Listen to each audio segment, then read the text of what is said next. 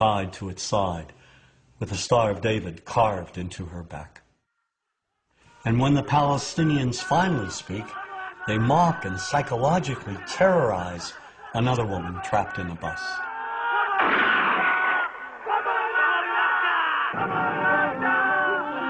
Well, if we jump forward a decade to the film Black Sunday, the Palestinian terrorist is now a woman.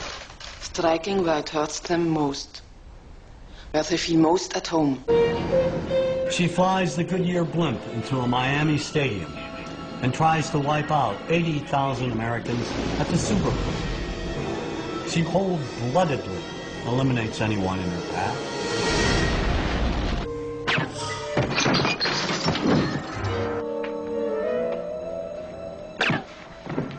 The movies that we see basically follow Washington's policies.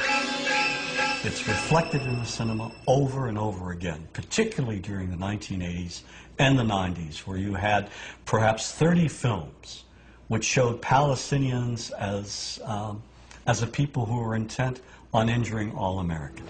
How may we help you, Jad?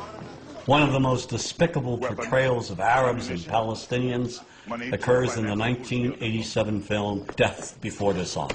First, they murder a guard, and then slaughter an Israeli family.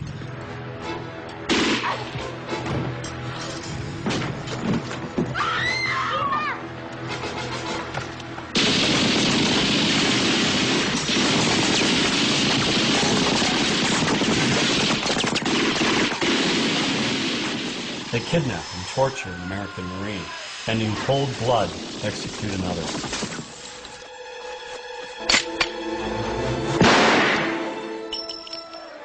And they burn the American flag right in front of the American embassy, and then dispatch a suicide bomber to blow it up.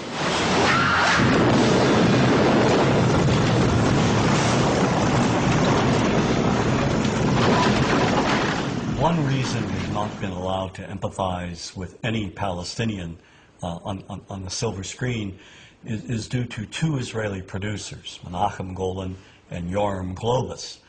These two filmmakers created an American company called Canon, and they released, in a period of 20 years, at least 30 films which vilify all things Arab, particularly Palestinians. They even came out with a film called Hell Squad, showing Vegas showgirls trouncing Arabs in the middle of the desert.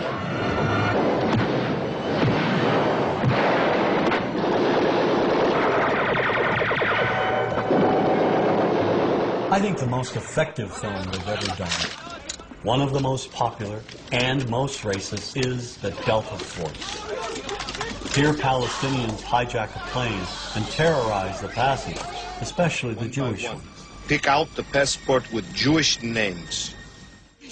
There is no form of communication more powerful than film in creating propaganda, and Golan and Globus took it to another level. Certainly American producers play a role in vilifying Palestinians. I mean, perhaps the most anti-Palestinian film is True Lies. This apparently is the same group which just detonated a nuclear bomb in the Florida Keys. Crimson Jihad will rain fire on one major U.S. city each week until our demands are met. This film is shown on television almost every week, over and over again. It is part of our visual heritage. Give me the key! Come on, child! You don't want to die, do you?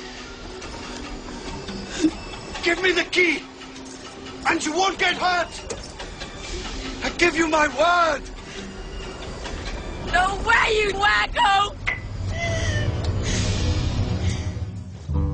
And we never see Palestinians who suffer under occupation, Palestinians in refugee camps, Palestinians who are victimized, who are killed, innocent Palestinians.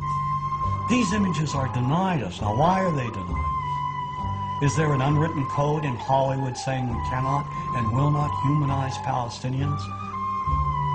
I mean, why can't we humanize Palestinians in the same manner in which we humanize Israelis? Is not the life of a Palestinian child, media-wise, Hollywood-wise, politically wise, as important, as humane, as valuable as the life of an Israeli child? And if the answer to that is yes, why can't we see that on silver screens?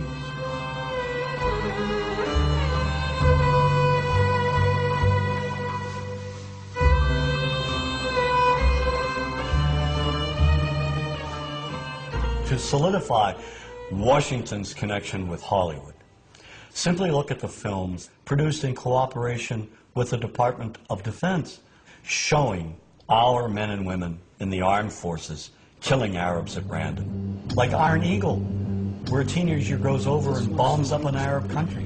You know, just learns how to fly a jet overnight.